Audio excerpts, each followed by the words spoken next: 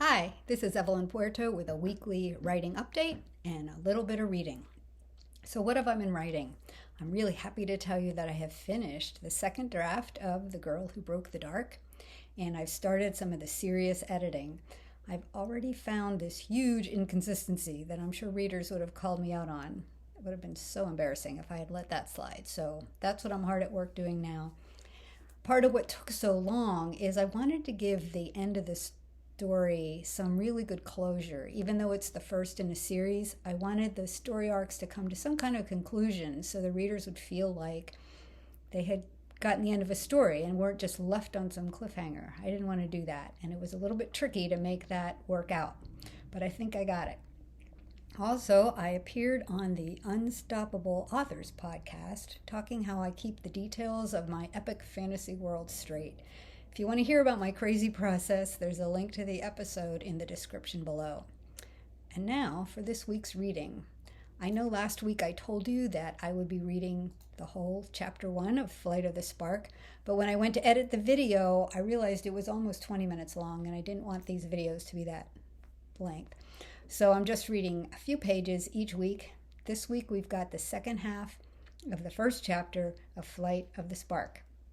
So, with that, here we go. An hour later, Iskra was nodding off, the slow rocking motion of the wagon and the warmth of the sun having lulled her into drowsiness.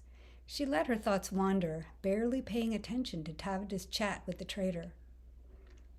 Old Cassie was taken last night. She hadn't realized she'd spoken out loud until Tavda poked her with her elbow. "What did you say?" Iskra shrugged. "That old Cassie's gone. Taken. At least, that's what I heard." She grabbed the wood rail of the wagon as it lurched over a pothole. Hopefully they wouldn't break an axle passing over the holes and ruts that pitted and scored the road. Dried leaves from last fall spilled onto the dusty surface. Twigs and branches scattered about bore testimony to winter storms. "How do you know?" Tavda asked. "About Cassie? People in the inn were whispering about it this morning." Tavda nudged the trader with her elbow. "Is it true? Is old Cassie gone?" "'Tis true." He shook the reins to spur the horses to move a little faster. "It's about time," Tavda said. Iskra gaped at her friend. "How can you say that?" Tavda couldn't mean what she was saying. She often didn't. "She was old," Tavda said, "and crazy and slow. I hated to get behind her in the market. She'd study each raisin, inspecting it for anything wrong before she'd put it on the scale. Took her half an hour to buy half a pound. She shook her head, shaking her wavy auburn hair. For what seemed like the 100th time, Iskra noticed how the prescribed haircut of cropped hair and bangs flattered Tavda's round face. The fact she also had thick curly hair and large dark eyes didn't hurt either. The short hair didn't look well at all with Iskra's straight, dirty blonde hair and long oval face. She thought the cut made her resemble a horse. "It's not so crazy to not buy moldy raisins, is it?" the trader asked. His voice was low and he spoke slowly, mimicking the cadence of the horse's hooves. "Maybe not," Tavda said. She picked up her basket and started adjusting the perky red bow she'd tied around the handle. "Maybe she's sick and they'll send her back." Iskra pressed her lips together. She didn't think so. When the healers came for sick people, they usually told someone, a family member or neighbor, and announced when the person might be coming back. But Cassie hadn't been ill, so no healers would have come for her. That only left the Prime Konome's guard, which removed the worst troublemakers. Those people were gone, taken in the middle of the night, never to be seen again, not even to be spoken of. Simply taken. People who committed lesser crimes at least got a trial. Iskra wondered what kind of horrible crime an old woman could commit, barely aware of Tavda and the trader swapping gossip. "Maybe," Iskra said. "Maybe she really is crazy." "Who?" Tavda asked. "Cassie." Iskra wrinkled her forehead, frowning. "Yesterday she grabbed my arm and demanded to know when I'd give her the Desirodon, whatever that is." She shivered at the memory of Cassie's wide, wild eyes and menacing tone. The trader dropped the reins and stared at Iskra, mouth open, brows drawn together. "The what?" "The Desirodon. She said I had it or would have it, and she wanted me to give it to her." She leaned back and blinked a few times when she saw how pale the trader's face had become. "Better forget you heard that girl. Don't tell anyone. Ever." He practically spit the words out. "But—" "Hush, a guardsman's coming." He picked up the reins and clucked to the horses. Iskra noticed the trader's beefy hands were shaking. She watched the guardsman ride past their wagon, a burly man on a large horse, armed with a short sword and a bow.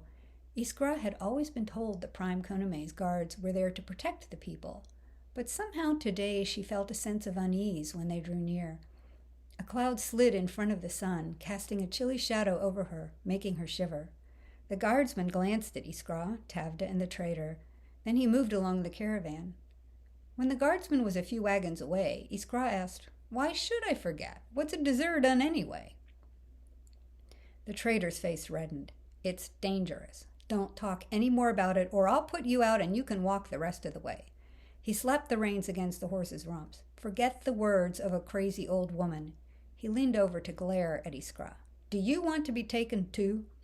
She bowed her head, shivering under his anger, cringing at his disapproval. She most certainly did not want to be taken. Then Cassie really is gone, Iskra thought. No one had been taken for several years. But in the past 6 months, 4 people had vanished and the village gossips whispered they'd been taken. Iskra hunched over her basket as another guardsman approached. He passed their wagon, then guided his horse alongside the wagon in front of them. "Hey, traitor!" the guard shouted. The traitor spun to look. "Yes, if you please?" He sounded nervous to Iskra. She would be too if a guardsman yelled at her that way. "What's that you have? A sword?" "No, if you please, just a knife, for cutting ropes and such." The man's hand shook as he pulled the knife out and held it up. "Huh. Make sure that's all you use it for. It would be a shame if you weren't here to trade this route anymore." The guard touched his heels to the horse's sides and urged it to proceed up the line. Suddenly, the spring air didn't feel so warm anymore, the spring sunshine barely able to penetrate the shadows of the trees lining the road.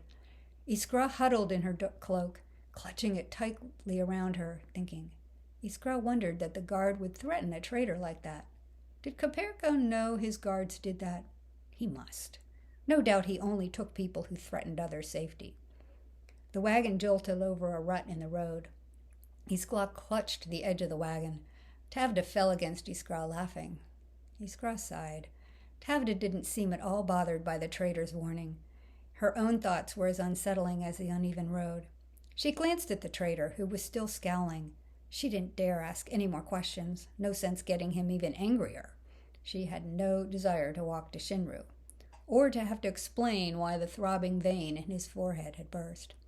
But something didn't seem right. Everyone knew that the Taken were unsafe to be around or wanted to overthrow the Prime Konome. That didn't seem to fit old Cassie. She swayed back and forth with the bouncing of the wagon, letting her questions jostle each other in her mind like chickens in a box. She jerked upright, startled by the thought that maybe some of the people who were taken didn't know what they had done was a crime, like asking about the Jaziradun. One way or another, she determined to find out. But who could she ask? Iskra was still lost in thought when the sound of a different horn blared over the rumble of the caravan. They passed through the Shinru town gate and stopped in the market. The trader helped the girls down from the wagon.